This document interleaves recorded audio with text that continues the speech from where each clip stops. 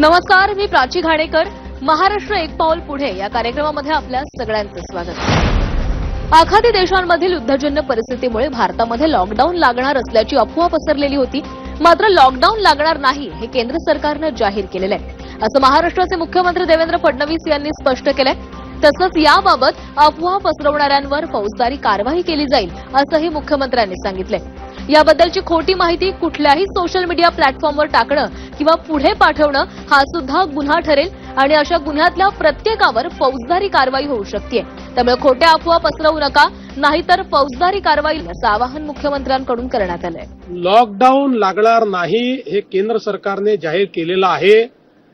जे लोक अशा अफवा पसरवत आहेत त्या सगळ्या लोकांवर फौजदारी कारवाई केली जाईल. कुठल्याही सोशल मीडिया प्लॅटफॉर्मवर टाकणं किंवा अशा प्रकारच्या खोट्या पोस्ट या व्हॉट्सअपच्या माध्यमातून पुढे पाठवणं तुम्ही फॉरवर्ड तरी केली तरी तो गुन्हा ठरेल आणि अशा गुन्ह्यातल्या प्रत्येकावर फौजदारी कारवाई होऊ शकते.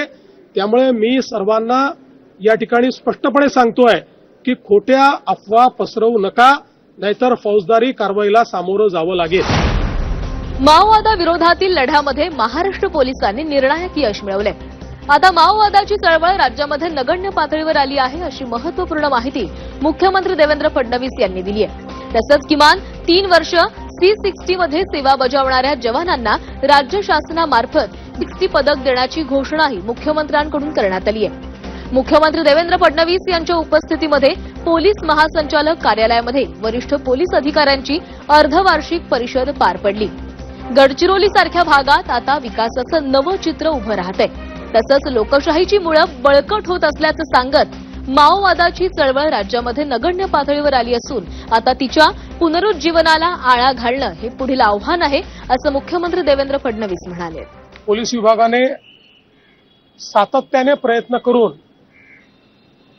महाराष्ट्रामध्ये माओवाद हा जवळपास संपुष्टात आणला. ज्या लोकांनी किमान 3 वर्ष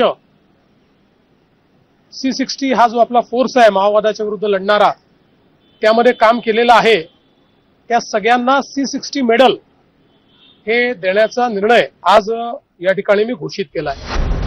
मुंबई शहर झोपडपट्टी मुक्त करण्याच्या उद्देशानं महाराष्ट्राचे उपमुख्यमंत्री एकनाथ शिंदे यांनी हिंदू हृदय सम्राट बाळासाहेब ठाकरे नागरी लोककल्याण अभियानाची घोषणा केलेली आहे. महत्वाचं म्हणजे एकीकडे झोपडपट्टी पुनर्विकासाला गती देत दुसरीकडे नेत्रम तंत्रज्ञानाच्या मदतीनं नव्या झोपड्या उभारल्या जाऊ नये याचीही काळजी घेतली जाणार आहे. राज्य शासनाच्या निर्णयामुळे मुंबईतील झोपडपट्टी पुनर्विकास प्रक्रियेला मोठी चालना मिळणार असून नागरिकांना अधिक सुसज्ज आणि सुरक्षित घरं उपलब्ध होण्याचा मार्ग मोकळा होणार आहे.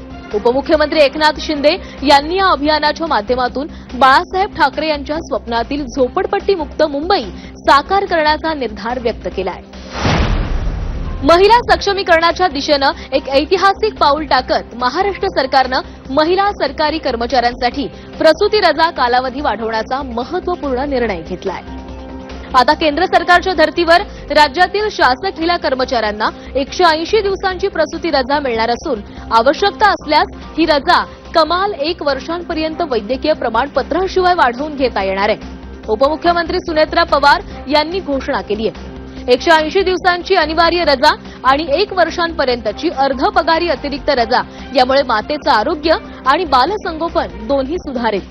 तसंच मातृत्वाचा आदर करणं ही राज्याची जबाबदारी आहे, असं उपमुख्यमंत्री सुनेत्रा पवार म्हणाल्या.